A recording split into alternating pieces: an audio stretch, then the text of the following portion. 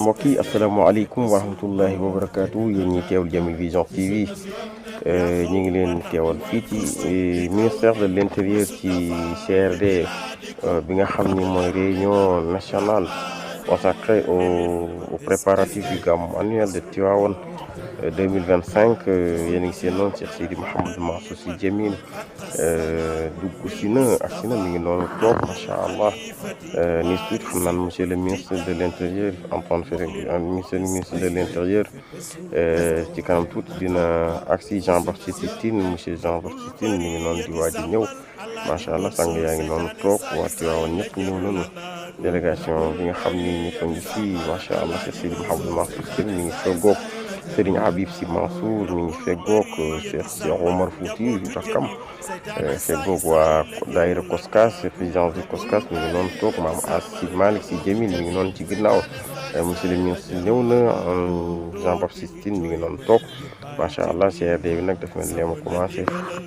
macha allah waxtaan bi nag mel ni Cheikh Seydi Mouhamadou Mansour Sy Djamil moo koy ubbi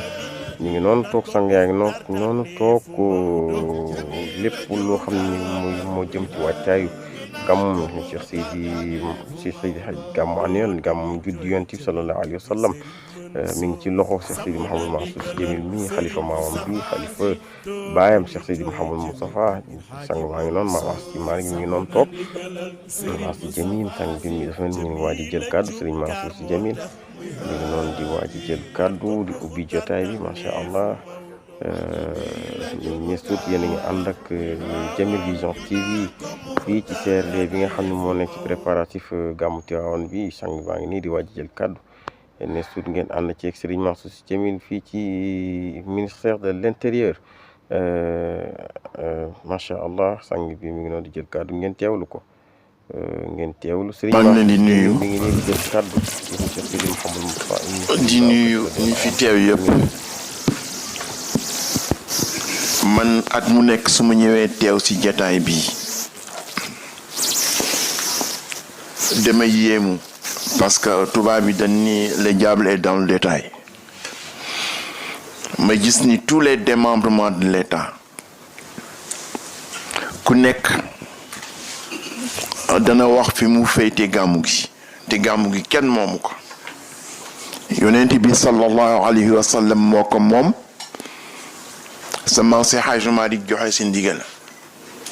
ni ala azimu laylal wiladati xisbatan iza lam yakun naxwa alxarami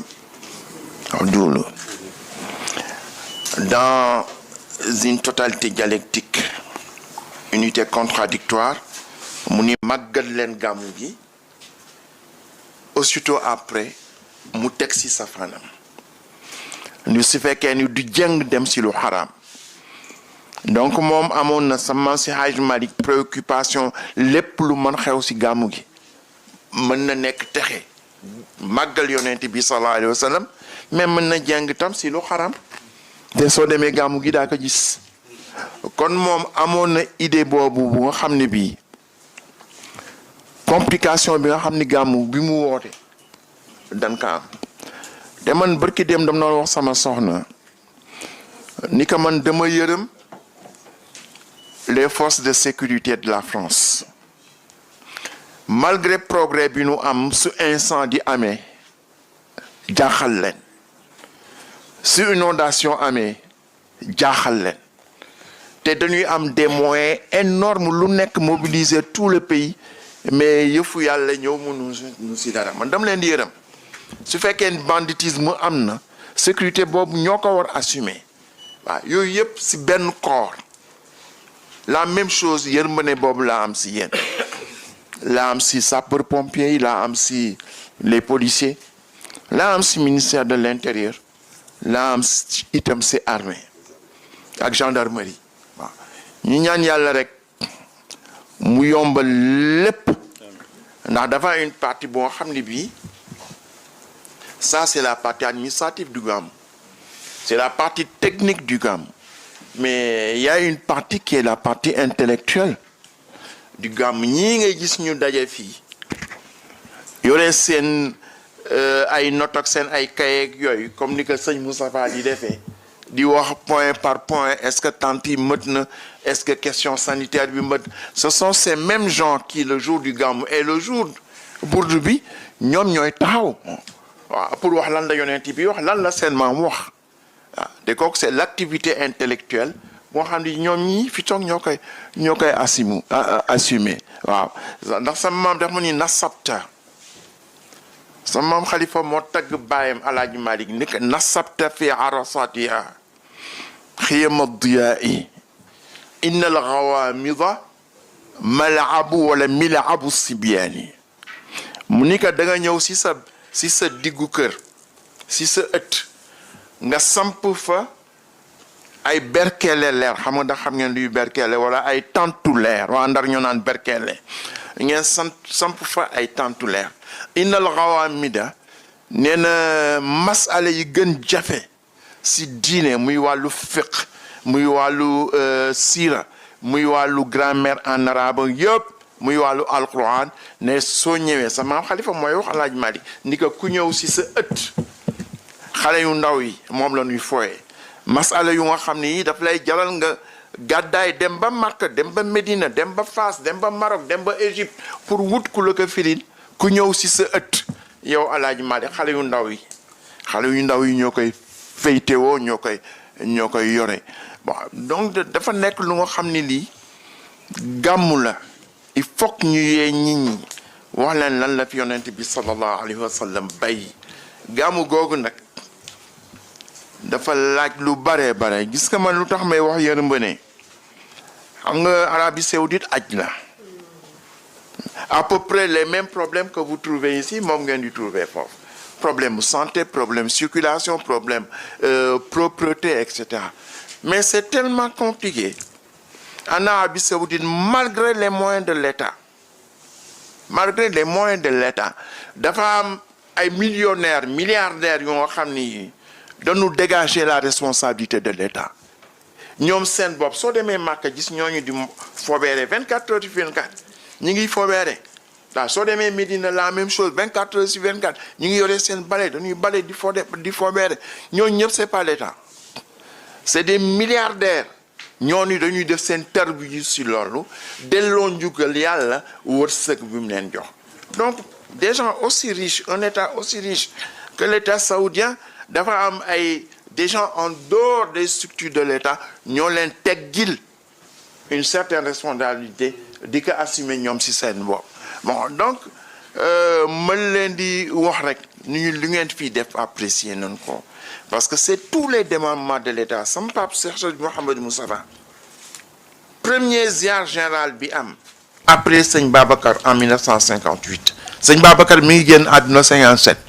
sëñ Moustapha woote ziar en 58 après gàmm googu 58 boobu am na gàmm mais li mu ubbee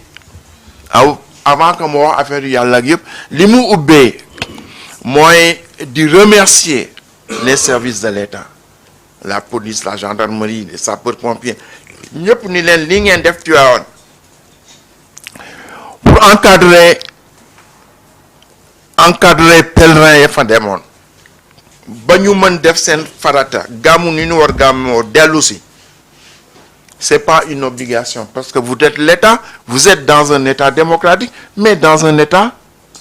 laïque waru leen seen baax a tax ngeen def ko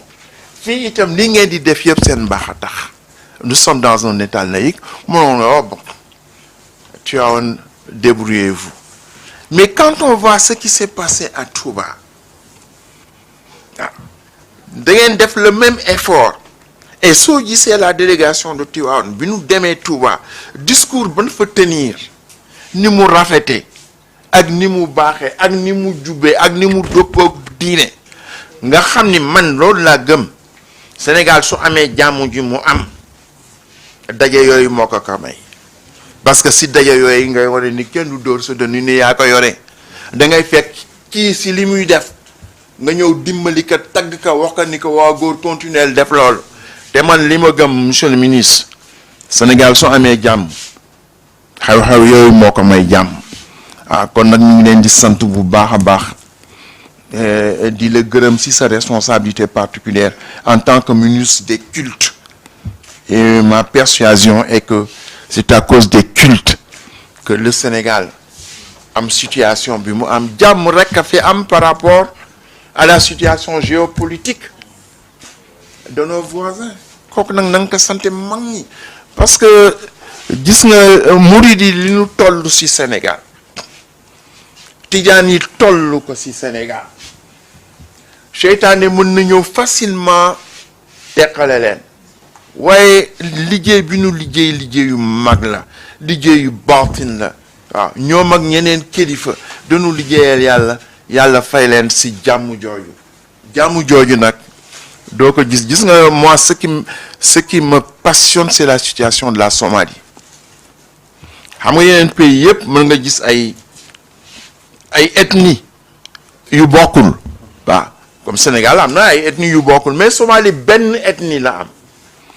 Somalie benn diine la am Somalie benn ngir la am ñoom ñëpp malikit lañu ñoom ñëpp jullit lañu amuñu à la Somalie amul ay tukulóor déedéet benn ethnie moo fa am mais te pourtant depuis 30 ans ñii dañu jaar nii ñii jaar nii ñii di rayante ñun yàlla musal nañu ci loolu man dama gëm sëñ Habib que suñu yàlla musalee ci loolu ñaanu mag ñi la liggéeyu ay waliyu yu nekk fii yàlla nangul leen seen liggéey. Monsieur le ministre, vous avez une très grande responsabilité dans le domaine. Dans ce domaine li may ñaan yàlla mais mu yokkal la sa doole. Keroog damay gis lorsque la jeunesse chrétienne est allée visiter le pape, le nouveau pape,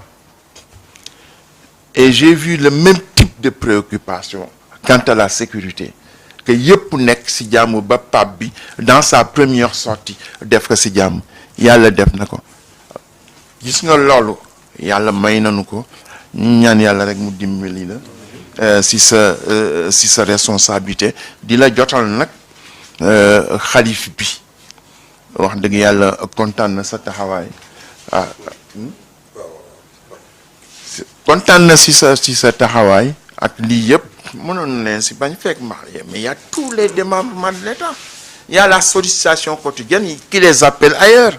mais ils ont perdu toute une journée pour li nga xam ni jar na ko kalif bi kontaan na rakkam yi nga xam ni sëñ Maodo ak sëñ Baye si Abdou ñoom ñëpp kontaan nañu ñu lay ñaanal yàlla lii nga xam ni moom la ñu sumb te yonent bi rek ko moom keneen moomu ko yal na si yàlla jox kàttan ba nga li nga si yéene yàlla mottali ko loolu rek laa ni woon ni naa ko si yokk wasalaamu aleykum wa rahmatullahi taala wa barakatuhu.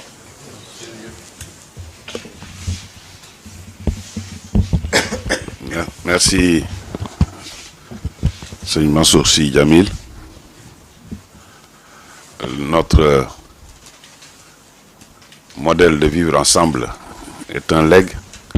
que nous ont laissé nos anciens et qu'il nous faut cultiver et renforcer. Et justement, nos grandes cérémonies religieuses sont souvent des moments où nous manifestons tous notre vouloir vivre commun. Nous renforçons par là notre cohésion nationale. Et la cohésion nationale, c'est l'une des premières conditions pour le développement. Merci pour ces belles paroles. J'avais ouvert en wolof, je clôture en français pour que les journalistes ne me demandent pas un point de presse à la fin. Seigneur Mansour Sy Djamil, chef de délégation, Seigneur Moustapha Sy, président du comité d'organisation du Gamou de Tivaouane, chers dignitaires tidjanes, membres du comité d'organisation du Gamou de Tivaouane, monsieur le gouverneur de la région de Thiès, mesdames, messieurs les directeurs nationaux ou chefs de service,